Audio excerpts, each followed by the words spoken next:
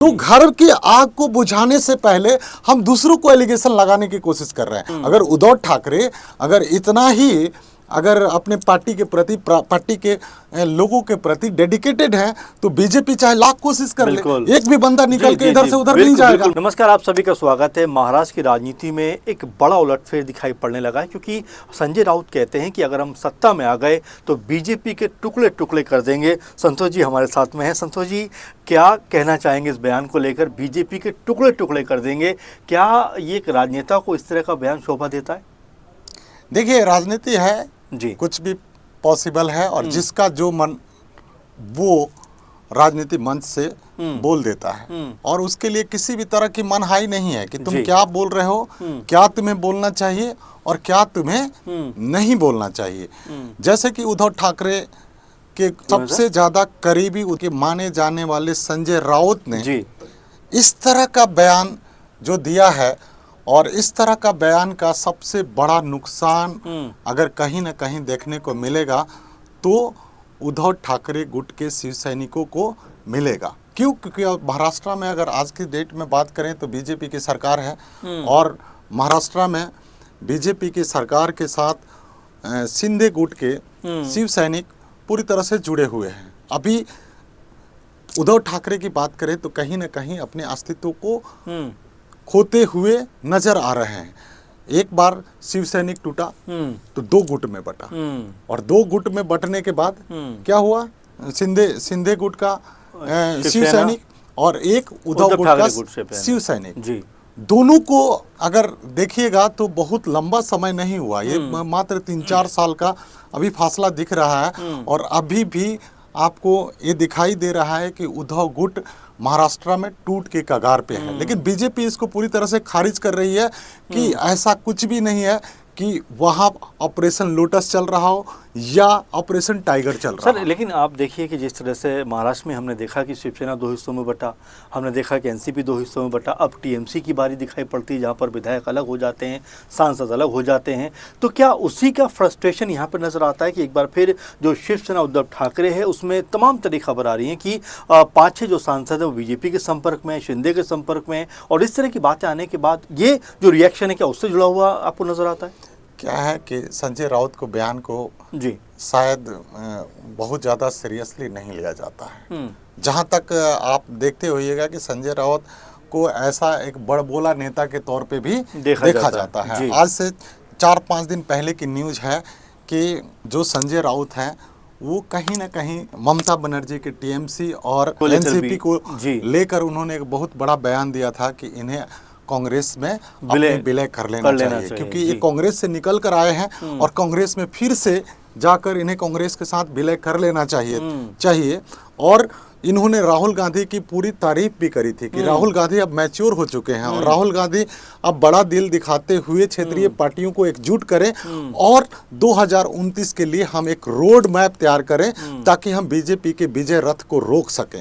लेकिन ऐसा दिखाई देता हुआ नजर नहीं आ रहा है, क्योंकि जो पार्टियां कांग्रेस से निकलकर अपने अस्तित्व को तैयार किया, आज वो अपने अस्तित्व को बचाने के लिए हर एक तरह की लड़ाई लड़ने के लिए तैयार होगी, लेकिन कभी भी ऐसा नहीं सोचेगी या ऐसा करने की जरूरत महसूस नहीं करेगी कि हम फिर से जाकर कांग्रेस में विलय कर लें। आज टीएमसी चाहे जिस दौर से गुजर रही है, जितने बुरे दौर से गुजर रही है, क्योंकि ऐसा उम्मीद नहीं था कि टीएमसी के साथ भी कभी ऐसा होगा। टीएमसी के नेताओं को भी पता नहीं था, और टीएमसी के नेताओं को अगर छोड़ दे तो ममता बनर्जी और ममता बनर्जी के भतीजे अभिषेक बनर्जी को भी ऐसा पता नहीं था कि हम बंगाल में बुरी तरह से हारेंगे, और हारने के बाद हमें जनता के जन आक्रोश को सामना करना पड़ेगा।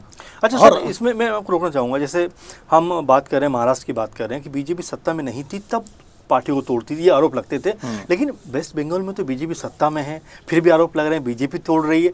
तो आप अपने नेताओं को संभाल नहीं पा रहे, ये एक बात हो रही है, या बीजेपी का प्रभाव इतना मजबूत है कि लोग उसमें खींचे चले आ रहे हैं? कैसे आप देखते हैं इस पूरे मामले को भी? देखिए, एक घर और परिवार को चलाने के लिए भी ना सबकी सहमति की जरूरत होती है। एक कंपनी चलाने के लिए उसमें बहुत सारे लोगों और पिल्लर की जरूरत होती है, और किसी भी तरह का संस्था, जैसे जो चाहे वो धार्मिक संस्था हो, चाहे वो सामाजिक संस्था हो, संस्थाओं को चलाने के लिए क्या है कि सबको एकजुट करके लेके चलने की ज़रूरत होती है। और जब भी आप देखेंगे कि चाहे कंपनी हो, चाहे घर हो, चाहे कोई संस्था हो, जिसमें एक दो लोगों का वर्चस्व होता है और बाकी जो संस्था के लोग हैं उनके बारे में अगर उनकी ओपिनियन नहीं सुनी जाती, उनकी बात नहीं सुनी जाती, तो एक समय आता है कि रिवोल्ट का दौर आता है। और शायद ममता बनर्जी को यही फेस करना पड़ रहा है और यही सब चीज़ें आ रही है कि जब तक हम पार्टी में थे तो पार्टी में कई सारे विधायक इस तरह से एलिगेशन लगाते हुए नजर आ रहे हैं कि हमें ममता बनर्जी से मिलने नहीं दिया जाता था, अभिषेक बनर्जी से मिलने के लिए हमें वक्त नहीं दिया जाता था।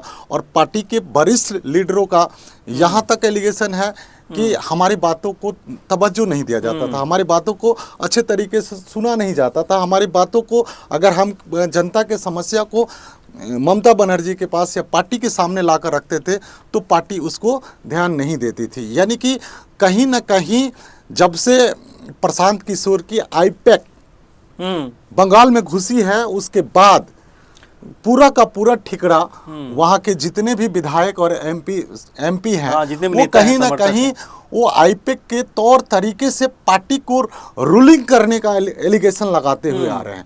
तो ये समझना होगा कि पार्टी को चलाने के लिए पार्टी का इंटरनल कला भी हर जगह पे आप उठा के ऐसा नहीं कर सकते हैं कि ऑपरेशन लोटस चल रहा है, ऑपरेशन लोटस के थ्रू लोगों को तोड़ने का काम किया जा रहा है। जब आपके घर में आग लगी है तभी ना दूसरा बुझाने के लिए आएगा। जब आपके घर में आग ही नहीं लगा है तो कोई बुझाने के लिए बाल्टी कैसे लेके आएगा पानी का।